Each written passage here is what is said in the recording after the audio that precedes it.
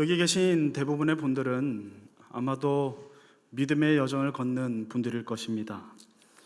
그런데 혹시 여러분들 믿음의 여정을 걷는 중에 난 한 번도 하나님을 의심해 본 적 없어 하는 분 계신가요? 아마 그런 분은 없을 것입니다. 많은 분들이 믿음의 여정을 걸어가면서 정말로 하나님이 존재하시는가? 그분이 날 사랑하시는가? 하는 문제에 대해서 의심에 의심을 거듭하면서 지금 이 믿음을 소유하게 됐을 것이라 그렇게 생각을 합니다. 혹은 지금도 그 의심의 고삐를 놓치지 않은 채 믿음 가지는 것을 유보하고 있는 분들도 아마 여기 앉아 계신 분들 중에 많을 것이라 생각이 드는데요. 그거 이상한 것 아닙니다. 왜냐면요, 질문은 해답을 찾아가는 과정이고요, 치열한 의심은 훗날에 확고한 믿음의 토대가 되는 경우들이 많기 때문에 그거 이상한 거 아닙니다. 저 또한 하나님이 정말로 살아계신가? 그분이 존재하시는가? 그분이 날 사랑하시는가? 사랑한다면 지금 내 삶에 이런 고난은 왜 찾아왔는가? 그분이 날 사랑하시지만 내 현실적인 문제들을 해결해 줄 능력은 그런 없으신가? 하는 그 의심들을 저도 가져보았습니다. 그분이 날 책임질 수 있을까? 그분께 내 인생을 던질 수 있을까? 하는 그 의심에 의심을 거듭하다가 저도 이 믿음의 자리에까지 이르렀습니다.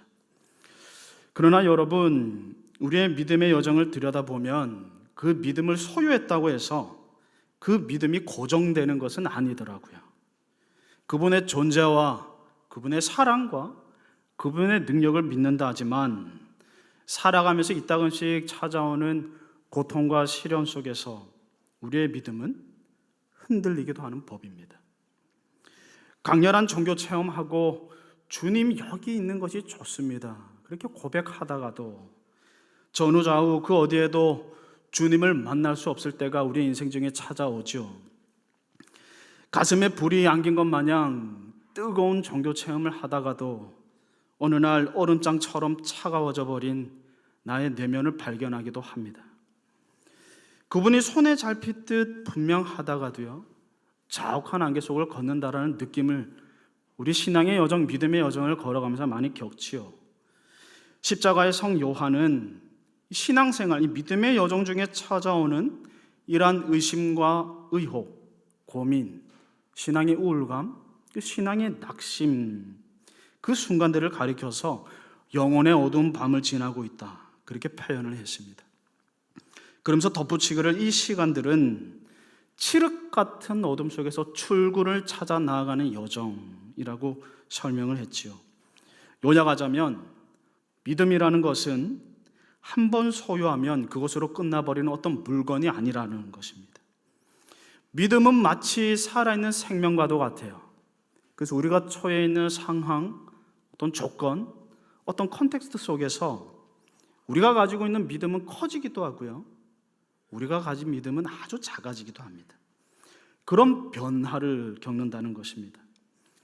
아마 우리가 지나온 그 믿음의 여정을 그래프로 그려보면요, 일직선의 상승표가 아니라 오르락 내리락을 반복하면서 집값이 올라가는 것처럼, 주식이 올라가는 것처럼 그렇게 오르락 내리락을 반복하면서 올라가는 상승 곡선으로 우리의 믿음의 그래프는 그렇게 다 그려질 것입니다.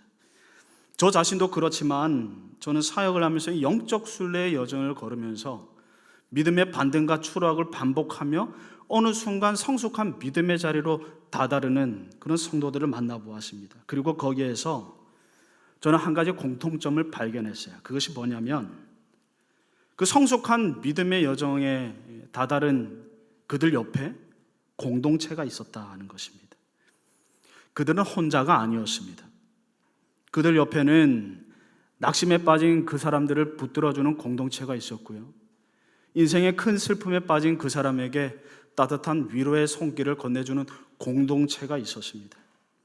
그들은 그 공동체의 세심하고 지속적인 그 보살핌 속에서 신앙의 힘을 얻고 더 큰 믿음, 더 강한 믿음의 세계로 진입하게 된 것이죠. 오늘 본문을 보면 두 가지 이야기가 등장합니다. 그런데 구조가 좀 독특합니다. 원래는 한 가지의 이야기가 완결되고 다른 이야기가 나오죠. 모든 사복음서에 나오는 내러티브 형식은 다 그렇습니다. 한 가지 이야기가 완결된 다음에 다른 이야기가 등장하는 법인데요. 오늘 본문을 보면 이 두 가지의 이야기는 한 이야기 속에 다른 이야기가 삽입되어 있는 구조입니다. 이것을 샌드위치 구조라고 그러는데요. 이 샌드위치 구조는 샌드위치의 내용물과 샌드위치 겉에 있는 빵이 서로 조화되면서 아주 기막힌 맛을 내듯이 이 안에 있는 이야기와 이 바깥에 있는 이야기가 서로 조화되면서 하나의 주제, 한 가지의 이야기를 얘기하고 있는데요. 전혀 다른 두 사건, 두 주인공이 나오지만 이 두 사건과 두 주인공은 사실 하나의 이야기, 하나의 중심 주제를 말하고 있습니다. 그 주제는 바로 믿음과 공동체입니다. 오늘 본문을 통해서 저는 성숙하고 좋은 믿음은 어떤 믿음인지 여러분들과 함께 나누기를 원하고, 그 성숙하고 좋은 믿음은 어떻게 하면 우리가 소유할 수 있게 되는지, 이 두 가지의 내용에 대해서 함께 살펴보기를 원합니다. 먼저 첫 번째 이야기를 한번 보실까요? 21절부터 23절까지 제가 한번 읽어보겠습니다. 예수께서 배를 타고 다시 맞은편으로 건너가시니 큰 무리가 그에게로 모이거늘 이에 바닷가에 계시더니 회당장 중에 하나인 야이로라 하는 이가 예수를 보고 발 아래 엎드려 간곡히 구하여 이르되 내 어린 딸이 죽게 되었사오니 오셔서 그 위에 손 얹으사 그로 구원을 받아 살게 하소서 하거늘. 이전의 내용을 보면 예수님은 거라사 지방에서 군대 귀신 들린 자를 고치셨습니다. 그리고 다시 배를 타고 본래 사역하시던 가버나움으로 돌아오셨죠. 평행구절인 누가복음 8장 40절을 보면 예수님께서 돌아오심에 온 무리가 환영했다. 왜냐하면 그분을 기다렸기 때문이다. 이렇게 얘기를 합니다. 예수님이 이제 자기 마을에 도착하신 거예요. 떠났던 예수님이 자기 마을에 다시 도착하셨습니다. 이제 기적이 일어날 가능성이 내게 주어졌습니다. 병이 나을 가능성이 주어진 거예요. 그 가능성을 자신이 안게 되었으니 기쁜 것이지요. 그래서 난리가 났어요. 가버나움에 난리가 난 거죠. 그런데 이 난리 가운데 야이로라 하는 한 사람이 예수님께 나와서 간청을 합니다. 자신의 딸을 살려달라고, 고쳐달라고 간청해요. 이 야이로라는 인물은 오늘 본문 22절을 보면 회당장이라고 소개를 하는데요. 이 회당이라고 하는 것은 히브리어로 만남의 장소라는 의미를 가지고 있습니다. 그 기원은 유대인들이 바벨론 포로로 잡혀가했던 그 바벨론 유수기 때 유대인들이 신앙을 지키고 그 신앙과 율법을 자녀들에게 전수하기 위하여서 회당을 건축했습니다. 근데 그 회당을 건축하던 전통이 유대인들이 바벨론에서 포로 귀환한 다음에 팔레스타인 땅에서 그 전통을 계속해서 이어간 것이죠. 그리고 그 회당은 3명에서 7명으로 구성되어 있는 장로들이 운영위원이 되어서 운영을 하는데요. 그 운영위원들 중에서 최고의 운영위원이 바로 회당장이었습니다. 그러니까 여러분, 회당장쯤 되면 어떤 사람이냐면 그 당시 그 사회의 유지입니다. 저명 인사예요. 어느 정도 재력을 가지고 있었고요. 높은 사회적 지위도 가지고 있었습니다. 근데 그거 다 내려놓고요. 22절 끝을 보시면 예수님의 발 아래 엎드립니다. 예수님의 발 아래 엎드려서 죽어가는 12살 난 자신의 딸을 고쳐달라고 간청합니다. 23절을 보시면 간곡히 구하여 이르되 내 어린 딸이 죽게 되었사오니 오셔서 그 위에 손 얹으사 그로 구원을 받아 살게 하소서. 여기에서 우리는 야이로에게 기본적으로 믿음이 있음을 엿볼 수 있는데요. 사회적 위신이 있어요. 체면이 있어요. 근데 그거 모두 다 내려놓고요. 그 모든 자존심 접어두고요. 사람들의 시선과 평가에 아랑곳하지 않고 예수님에게 엎드립니다. 예수님이 죽어가는 내 딸의 병을 고칠 수 있을 거야 라는 믿음으로 예수님께 간청하는 것이죠. 믿음이 없다면 나오지 않았을 거예요.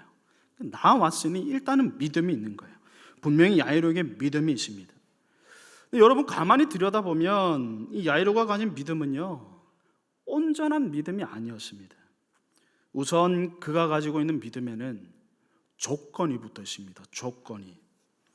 23절을 다시 보실까요? 중반부에 보면 죽게 되어 싸우니 오셔서, 이것이 그가 가진 믿음의 첫 번째 조건입니다.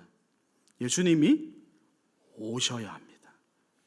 거기서 말로 해서는 역사가 안 되고 우리 집에 예수님이라는 실물이 와야 된다. 이것이 첫 번째 조건입니다. 두 번째 조건은 계속해서 보시면 오셔서 그 위에 손을 얹으사.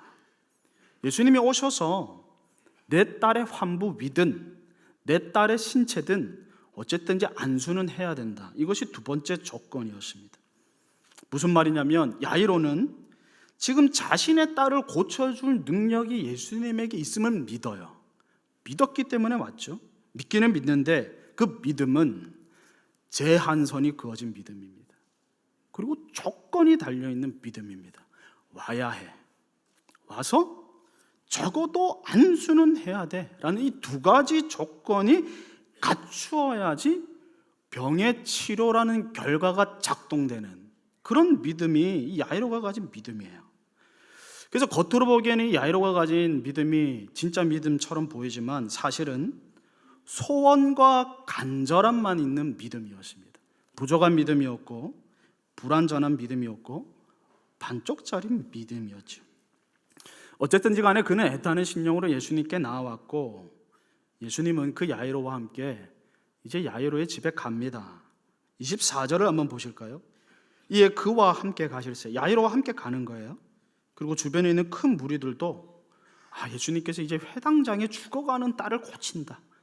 좀 기대하고 소망하는 마음으로 이제 예수님이 회당장의 집으로 갑니다. 그런데 갑자기 또 다른 이야기가 삽입되어 들어옵니다. 바로 우리가 잘 아는 혈루증 걸린 여인이 예수님의 옷자락을 만지고 나음을 입은 이야기죠. 12해 동안 혈루증을 앓던 여인입니다. 피가 응고되지 않아서 12년 동안 하혈이 멈추지 않는 여인. 그리고 레위기 정결법에 따르면 이것은 유출병에 해당되기 때문에 부정을 끼칩니다. 맞닥뜨려서 부정함을 입으면 이게 격리가 되거든요. 12년 동안 유출병을 앓으면서 유대 공동체로부터 왕따를 당하던 여인, 어둠과 외면과 사람들의 배척 속에서 살아가던 고독하고 고립된 삶을 살아가던 이 죽어가던 여인이 예수님께 믿음으로 나와서 옷자락에 손을 대었고 그 결과 병이 나은 이야기가 이 중간에 삽입되어서 들어옵니다. 그리고 이 이야기가 25절부터요 34절까지 쭉 이어지다가요 35절부터 다시 원래 이야기, 야이로의 이야기가 진행이 되는 것이죠. 근데 웬걸 그 사이에 야이로의 딸이 죽어버렸습니다. 35절을 보실까요? 아직 예수께서 말씀하실 때 회당장의 집에서 사람들이 와서 회당장에게 이르되 당신의 딸이 죽었습니다. 예수님이 야이로의 집으로 가던 24절의 분위기만 보더라도요 야이로에게는 기대가 있었어요. 그래, 내 딸이 죽어가지만 지금 예수님이 가고 있어. 예수님이 가셔서 딸의 몸에 손을 대면 그 딸이 나을 거야라는 그 기대와 소망이 적어도 24절까지는 어렴풋하게 있었는데 갑자기 혈루증 걸린 여인이 이 이야기 속에 삽입되어 들어왔고 그 사이에 시간이 지체되는 동안 딸이 죽어버렸습니다.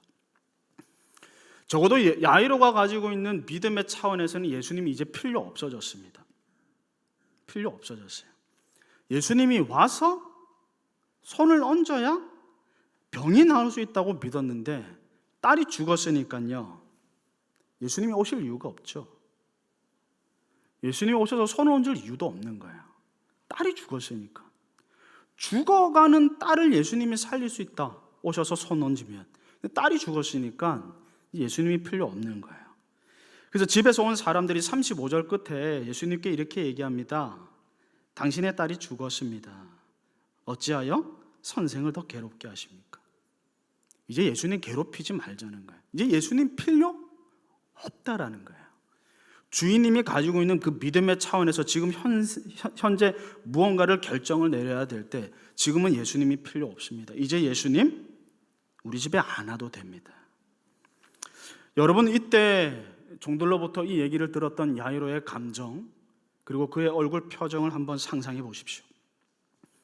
어느 정도 팽팽한 긴장감이 흐르는 속에 일말의 기대와 소망을 가지고 있는데 그 팽팽한 그 긴장감의 끈이 당신의 딸이 죽었습니다라는 그 청천벽력과도 같은 말에 마치 가위로 탁 끊어진 것과 같습니다. 자녀를 잃은 부모의 모습, 망연자실, 허탈감, 그리고 중간에 들어온 이 혈루증 걸린 여인에 대한 분노, 그리고 이 여인과 오랫동안 얘기를 나눈 예수님에 대한 분노, 그리고 곧 이어 몰려오는 지독한 슬픔. 아마도 머릿속으로 상상해 보건대 야이로는 그 자리에서 무릎이 꺾인 채 주저앉아 버렸을지도 모르겠어요. 그런데 예수님은 그런 야이로를 향해서 한마디 하십니다. 36절을 한번 보실까요? 36절. 예수께서 그 하는 말을 곁에서 들으시고 이제 예수님 귀찮게 하지 맙시다. 이제 예수님 필요 없어요. 하는 이 사람들의 말을 옆에서 들으시고 회당장에게 예수님께서 뭐라 얘기하시죠? 두려워하지 말고 믿기만 하라. 예수님은 허탈감에 젖은 야이로에게 두려워하지 말아라. 그리고 믿기만 해라라고 말씀하십니다. 야이로에게 예수님이 믿음을 요청하십니다. 예수님이 믿음을 요청하세요. 예수님이 지금 야이로에게 요청하시는 그 믿음은 어떤 믿음입니까? 죽어가는 딸이라도 이 예수님이 오시면 고침을 받을 거야 라는 믿음이 아니에요. 예수님이 지금 여기에서 요청하시는 믿음은 죽어가는 딸이 아니라 죽은 딸도 예수님이 고칠 수 있을 거야 라는 믿음입니다. 그가 달았던 모든 조건을 뛰어넘는 믿음이죠. 강한 믿음입니다. 성숙한 믿음이에요. 이분이라면 죽어가는 사람을 고칠 수 있으셔가 아니라 이미 죽어버린 사람도 고칠 수 있으셔 하는 믿음. 예수님은 야이로에게 그 믿음을 요청하십니다. 그런데 이상해요. 예수님이 두려워 말고 믿기만 하여라 라고 그 믿음을 요청하실 때 야이로 안에 자신이 여태까지 한 번도 가져보지 못한 새로운 믿음의 불씨가 당겨졌습니다. 그래, 이분이라면 죽어가는 딸이 아니라 죽은 내 딸도 고칠 수 있을 거야. 그래, 이분에게는 그런 능력이 있어 하는 그 믿음의 불씨가 당겨졌습니다. 어떻게 하냐고요? 이 뒤에 내용을 보면 예수님이 야이로의 집에 가잖아요. 주인님, 이제 예수님 귀찮게 하지 맙시다. 다 끝나버렸습니다. 죽었습니다. 오셔야 할 이유도, 손을 얹어야 할 이유도 이제 사라졌습니다. 이 얘기를 들었을 때 야이로는 지금 선택해야 돼요. 예수님을 돌려보낼 건지, 그래도 예수님을 모시고 집에 갈 건지 선택해야 되는데, 그 사이에 예수님이 믿기만 하여라 라는 말을 들었을 때 야이로는 예수님과 함께 집에 가기로 선택합니다. 그리고 그 결과 그 딸이 살아나지요. 자, 그렇다면 여러분, 야이로는 어떻게 이 새로운 믿음의 세계로 진입할 수 있었을까요? 그가 어떻게 이전에 가지고 있었던 믿음의 수준, 한계를 정하고요, 조건을 제시하는 그 믿음의 수준을 뛰어넘어서 주님을 전폭적으로 신뢰하는 그 믿음의 수준으로 그가 도약할 수 있었을까요? 그가 어떻게 죽기 전에 와야 합니다 하는 그 믿음의 수준에서 죽은 자라도 살릴 수 있습니다 라는 그 수준으로 나아갈 수 있었을까요? 앞서 나왔던 혈루증 걸린 여인 이야기에 그 힌트가 있는데요, 32절과 33절을 한번 보겠습니다. 예수께서 이 일 행한 여자를 보려고 둘러보시니 여자가 자기에게 이루어진 일을 알고 두려워하여 떨며 와서 그 앞에 엎드려 모든 사실을 여쭈니. 앞에 30절부터 보면 예수님은 이제 당신에게 능력이 빠져나간 것을 감지하고서 자신에게 와서 예수님의 능력을 빼간 사람을 찾습니다. 예수님이 왜 찾으셨을까요? 누가 내 능력을 몰래 빼갔어? 그 사람 몰라서 예수님 찾으셨을까요? 전지전능하신 예수님의 그 속성에 비춰보았을 때 예수님이 몰라서 찾은 건 아닌 것 같아요. 그죠? 왜 찾으셨을까요? 능력 도둑놈, 능력 빼간 도둑놈. 요새 뭐 앞집 옆집 와이파이 도둑들 있다고 하던데 그럼 능력을 빼간 그 도둑질에 간 그 도둑놈 찾아서 혼쭐 내려고 예수님이 찾으셨을까요? 그것도 예수님의 성품에 비추어 보았을 때는 그렇지 않습니다. 예수님이 당신에게서 그 능력을 빼간 사람을 찾으려고 한 이유는 두 가지입니다. 첫 번째는 오랫동안 어둠과 소외에서 살던 그 여인을 빛 가운데로 그리고 무리 가운데로 초청하시는 예수님의 초대장입니다. 예수님 이 여인을 압니다. 그래서 이 여인을 향해서 딸아 이렇게 부르거든요. 딸아, 네 믿음이 너를 구원하였다. 딸이라고 부릅니다. 예수님은 이 사람을 압니다. 그럼에도 불구하고 예수님이 부르신 이유는, 찾으신 이유는 이 사람이 12년 동안 어둠과 소외와 배척 가운데서 살았던 그 외로운 삶에서 공동체로의 삶으로 예수님이 부르시는 거예요. 너 이제 나와도 돼. 너 이제 그런 외롭고 고독한 삶에서 벗어나도 돼. 라고 예수님이 그녀를 부르시는 거죠. 그 예수님이 그 여인을 찾았던 첫 번째 이유고요. 두 번째 이유는 야이로 때문입니다. 연약하고 부족한 그의 믿음, 그것을 충만하고 완전한 믿음의 단계로 나아가게 하시려고 그녀를 찾았습니다. 예수님은 고침받은 이 여인으로 하여금 자기에게 일어난 사건을 사람들에게 말하게 하셨습니다. 자신이 어떤 생각으로 예수님께 나아왔는지, 그리고 자신이 예수님의 옷자락을 어떤 믿음으로 만졌는지 그것을 얘기하게 하셨고, 그 예수님의 옷자락을 만진 순간 자신에게 일어난 변화에 대해서 거기에 있는 모든 사람이 얘기하도록 하셨습니다. 그래서 평행 구절인 누가복음 8장 47절을 보면 손댄 이유와 그 나은 것을, 손댄 이유, 왜 손을 대었는지, 그 손댄 이유와 나은 것을 그곳에 있는 사람들에게 예수님이 일종의 간증하도록 예수님이 이 여인을 부르신 거예요. 그 여인이 간증합니다. 여러분, 저는 12년 동안 혈루증을 앓았습니다. 이 혈루증을 고치기 위해서 수많은 의사들을 찾아갔고 숱한 약들을 먹어보았지만 도무지 차도가 없었습니다. 저는 외로움 가운데 죽어가고 있었어요. 살아있지만 죽음과 방불한 삶을 살아가고 있던 어느 날 예수님에 대한 소식을 들었어요. 그 예수님이 맹인을 고친대요. 그 예수님이 말 한마디로 바람과 풍랑을 잔잔하게 하시는 분이라는 사실을 제가 소문으로 들었어요. 근데 그 소문으로 듣는데 제 마음 가운데 확신이 생겼어요. 이분이라면 내 병 고칠 수 있을 거야. 그 어떤 의사도, 그 어떤 양으로도 고칠 수 없었던 이 병, 나를 외로움과 지독한 고독 속에서 내몰았던 이 병, 내 인생을 절망케 만든 이 병을 이분이라면 고칠 수 있을 거야 라는 그 확신이 내 안에 들었고, 그 믿음으로 예수님께 나아왔습니다. 예수님이 선포하지 않으셔도 좋습니다. 예수님이 손을 얹지 않아도 괜찮아요. 주님의 옷자락이 나를 스치기만 하더라도 나의 병이 나을 것이라는 믿음이 제게 있었고, 그 믿음으로 예수님의 옷자락을 만지자 저의 혈루 근원이 말라버렸습니다. 이 간증을 그곳에 있는 모든 사람들에게 한 것이죠. 근데 이 간증의 현장에 누가 있습니까? 야이로가 있습니다. 야이로가 이 여인의 간증을 들었습니다. 근데 그 간증을 듣는 중에 야이로의 마음 가운데 믿음의 불씨가 생겨지는 거예요. 그리고 그 믿음의 불씨에 두려워 말고 믿기만 해라 라는 이 벼락 같은 예수님의 말씀이 떨어지자 그가 여전히 한 번도 가져서 보지 못한 그 믿음의 새로운 차원의 세계가 문 열리게 되는 것이죠. 그가 이전에 가졌던 믿음의 세계가 부서졌습니다.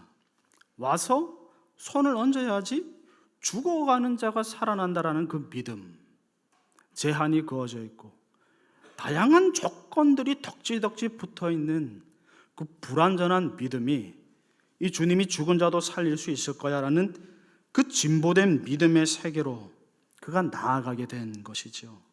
사랑하는 성도 여러분, 결국 혈루증을 걸린 이 여인의 고백을 통해서 야이로는 새로운 믿음을 가지게 되었습니다. 이 여인의 간증을 통해서 야이로는 여태까지 한 번도 경험해보지 못한 새로운 믿음의 세계로 진입하게 되었습니다. 그 전에 가지고 있었던 희미하고 아슬아슬했던 그 믿음이 확고하고 흔들림 없는 참 믿음으로 변화된 것이지요. 바라기는 우리 한박교회 모든 성도님들 또한 이런 성숙한 믿음을 소유하시길 바랍니다. 어떻게 하면 그 믿음을 가질 수 있을까요? 어떻게 하면 그 성숙한 믿음, 그 확고한 믿음을 가질 수 있을까요? 나 혼자만 신앙생활에서는 그 믿음 가질 수 없어요. 그런 성숙한 믿음은요, 같은 믿음을 가진 이 공동체 속에서 생겨납니다. 함께 신앙생활하는 성도들과의 깊은 교제와 긴밀한 부대낌 속에서 그 믿음이라는 것이 생성되는 것이죠. 그러니 사랑하는 성도 여러분, 교회 안으로 들어오십시오. 목장 안으로 들어오십시오. 봉사 안으로 들어오시고요, 여러 가지 사역 안으로 들어오십시오. 어떻게 해서든지 자신과 공동체를 결속시키려고 하십시오. 저희 온샘지교에서 임원과 목자들 LT를 이번 주에 갔었는데요, 저녁에 캠프파이어를 했거든요. 모닥불을 피워놓고 우리 인생의 목표가 무엇인지, 배우자를 어떻게 찾을 수 있는지, 이런 다양한 주제들에 대해서 함께 우리 임원 리더들과 함께 나눴습니다. 추웠잖아요. 영하 2도, 3도까지 좀 떨어졌었거든요. 보령 쪽으로 갔었는데, 그 다음날 아침에 일어나서 이제 퇴실할 때 그 모닥불 있는 곳에 이렇게 손을 얹어 보니까요, 그 지난밤에 피웠던 그 모닥불의 열기가요, 그 아침까지 있는 것을 발견했습니다.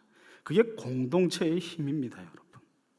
그 뜨거운 모닥불에서 그 하나의 불씨를 꺼내서 딴 데 갖다 놓으면요, 1시간 안에 식어버립니다. 그것이 함께 모여 있으니까요, 오랫동안 그 열기가 지속되는 것을 보고는, 야, 이게 공동체의 힘이구나. 우리가 공동체와 나를 강하게 결속시켜야 할 이유가 바로 여기에 있구나라는 것을 저는 깨닫게 되었어요. 여러분, 교회 안으로 들어오시고 목장 안으로 들어오십시오. 그 안에서 울고 웃고 정과 마음을 나누시고, 그 안에서 겸손과 사랑과 헌신, 섬김을 배우십시오. 교회 변두리에 있어서는 신앙이 안 자랍니다. 마치 미국 가서 40년 동안 한인타운에 살면 영어가 안 자라듯이 교회 변두리에만 있어서는 신앙이 안 자랍니다. 교회 안으로 들어오십시오. 나와 달라도 너무나도 다른 그 사람을 용납하는 법을 목장에서 배우시고요, 그 사람을 사랑하기 위해서는 자기를 부인해야 된다는 사실도 교회 안에 들어왔을 때야 비로소 배우는 것입니다. 우리는 그렇게 각 지체들과의 연합 속에서 훌륭한 믿음의 사람, 신앙의 인격인으로 자라갑니다. 바라기는 우리 한박교회가 그런 끈끈한 연합 속에서 머리 대신 예수 그리스도에게까지 자라가는 건강하고 행복한 공동체 되길 주님의 이름으로 간절히 축복드립니다.